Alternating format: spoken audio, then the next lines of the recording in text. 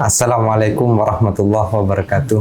Waalaikumsalam warahmatullahi wabarakatuh. Bagaimana Kiai sekarang keadaan sehat? Alhamdulillah sehat walafiat. Ini Kiai langsung saja ada pertanyaan. Pertanyaan ini penting.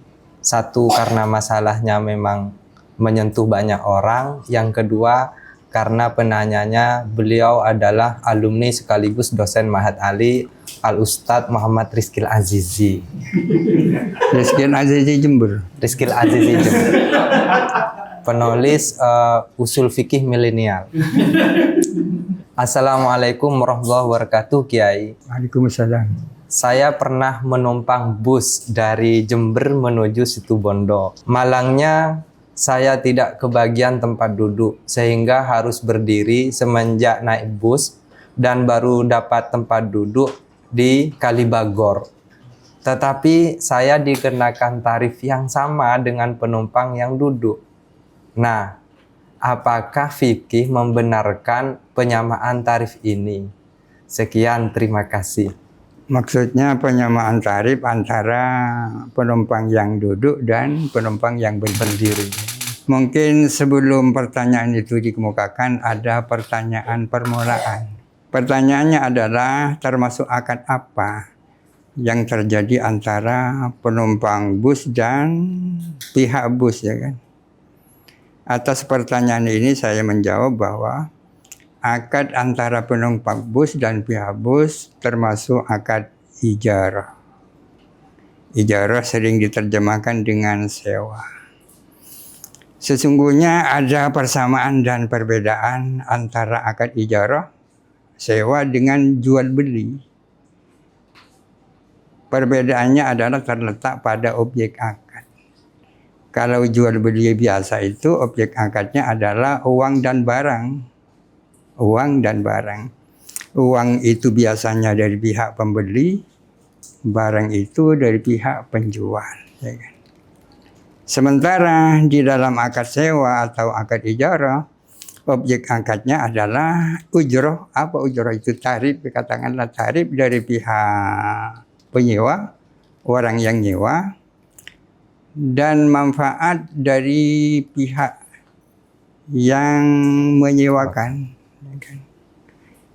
Manfaat itu imma manfaat orang atau manfaat barang.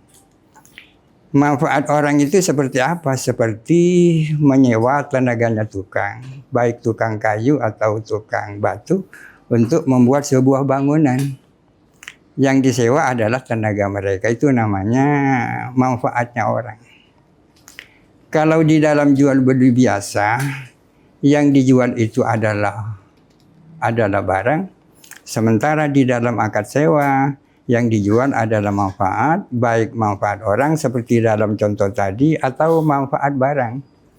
Kalau kita menyewa sepeda motor, berarti kita membeli manfaatnya sepeda motor. Kalau kita menyewa mobil, berarti kita membeli manfaatnya mobil. Kalau kita menyewa rumah, berarti kita membeli manfaatnya rumah. Kalau penumpang menyewa bis, dalam arti menjadi penumpang dari bis itu untuk suatu tujuan, seperti dalam contoh tadi dari Jember ke Situbondo, berarti penumpang itu membeli manfaatnya bis. Yang dibeli adalah bis itu sendiri dan fasilitas yang ada di dalam bis. Dari satu sisi adalah ujroh, ongkos yang harus dibayar oleh penumpang. Imbalannya adalah fasilitas daripada bis itu. Dengan tarif itu, seorang penumpang diperkenankan naik ke bis dan fasilitasnya adalah tempat duduk berupa kursi. Katakanlah dari Jember itu 100.000, 100.000 itu imbalannya adalah boleh naik bis dan duduk di kursi yang ada di atas bis. Persoalannya bagaimana kalau penumpang itu ternyata tidak mendapatkan bagian kursi, karena seluruh kursi yang ada sudah penuh semua. Pertanyaan tadi apakah adil atau pernyataannya apakah boleh? pihak bis itu menyamakan tarif antara yang duduk dengan Yang berdiri. yang berdiri. Seharusnya tidak sama. Masa sama-sama 100.000 tapi fasilitasnya tidak sama. Seharusnya kalau fasilitasnya tidak sama, upahnya juga tidak sama seharusnya. Terkecuali penumpang itu benar-benar tahu bahwa bis itu sudah penuh semua, akan tetapi dia tetap rela naik. Tetap rela naik berarti ya konsekuensinya adalah harus membayar 100.000 dengan fasilitas tanpa kursi. Kalau terjadi hal yang seperti itu, sebaiknya pihak bis mengatakan kepada penumpang yang baru naik bahwa kursinya sudah penuh semua. Kalau Anda mau ya silakan, kalau mau tidak mau silakan. Itu mungkin jawaban itu. Kalau pihak kondektur misalnya punya keyakinan bahwa yang disewakan itu adalah sampainya tubuhmu ke tempat tujuanmu. Terserah kamu mau duduk, mau telentang. Yang penting kamu sampai gitu. Itu bagaimana? Itu sampai itu tujuan dari pembelian fasilitas. Ya. Kalau memang tujuannya hanya sampai kepada tujuan, ya tak perlu dikasih kursi.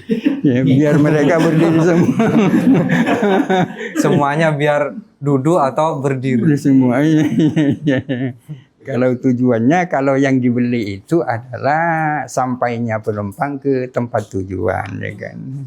Berarti memang harus sampai tetapi dengan fasilitas itu, yang mana fasilitas itu sebagai imbalan uang yang dibayar sebanyak 100.000. Masa sama-sama 100.000, sementara fasilitasnya berbeda antara yang duduk dan yang berdiri.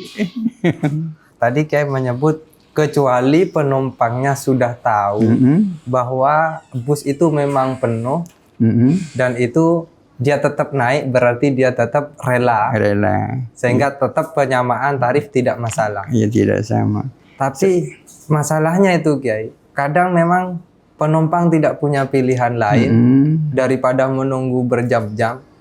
Itu di satu sisi. Di sisi yang lain, kondektur itu memang tidak pernah puas untuk menawarkan busnya. Jadi walaupun sudah penuh, pasti ditawarkan kayak diangkut. Memang intinya adalah ridho, ya kan, atau rela. Kita tahu bahwa prinsip kesahan transaksi itu adalah ridho. Keridhoan antara kedua belah pihak, ya kan. Akan tetapi yang namanya ridho adalah sesuatu yang abstrak. Oleh karena abstrak, maka ridho yang tempatnya di dalam pikiran atau di dalam hati itu harus dinyatakan bahwa itu ridho dengan melalui kata-kata. Akan tetapi seringkali ridhonya ridho terpaksa, kan. Ridho terpaksa, ya, karena memang tidak ada yang lain. Akan tetapi pihak bis jangan sampai memaksakan diri. Bisnya sudah penuh masih diisi terus, itu yang keliru itu. Atau boleh tapi ditawarkan dulu. Biar keng mancing, menora tore keng mancing terus. Iya, ya bisa nyaman ridho. Daripada terlambat untuk datang ke rapat, kan lebih baik naik bis meskipun harus berdiri. Kira-kira prediksi Kiai, kapan masalah penumpang berdiri di tapal kuda ini akan selesai, Kiai? Soalnya semenjak saya mondok 2002 sampai sekarang 2024, anak saya sudah usia 5 tahun. Kira-kira ramalan Kiai itu kapan? Itu ramalan cuaca atau ramalan ekonomi, ya. Kalau ekonomi masyarakat tetap seperti ini, mungkin fenomena yang seperti itu tetap akan terjadi sampai beberapa tahun yang akan datang, ya kan. Kalau ekonomi masyarakat kuat, ya mungkin seperti kalau kita melihat di negara-negara maju, mungkin fenomena yang kita lihat di sini itu tidak terjadi di negara-negara maju. Kenapa itu tidak terjadi? Karena ekonomi mereka sudah mapan dan baik. Dan tugas ekonomi itu apa bisa disebut tugasnya bupati? Ya, bupati, gubernur, kemudian presiden adalah ra'i itu. Wa kullu ra'in mas'ulun an ra'iyatihi. Setiap pemimpin punya tanggung jawab terhadap nasib rakyatnya yang dipimpin. Nah, demikian pemirsa, ada tanggung jawab pemerintah di sini apakah anak saya, cucu saya, generasi berikutnya masih membayar tarif yang sama, padahal berdiri dari kata orang Madura itu dari kenaikan sampai keturunan tidak mendapatkan tempat kedudukan. Itu pun diturunkan di tanah air lagi. Nah, masalah ini juga sangat kompleks. Ini juga menjadi tanggung jawab para pemangku kebijakan. Saya kira demikian, Kiai. Ya, ya. Terima kasih. Mudah-mudahan bermanfaat. Amin. Amin. Terima kasih, Kiai. Terima kasih ya. Assalamualaikum warahmatullahi wabarakatuh. Waalaikumsalam warahmatullahi wabarakatuh.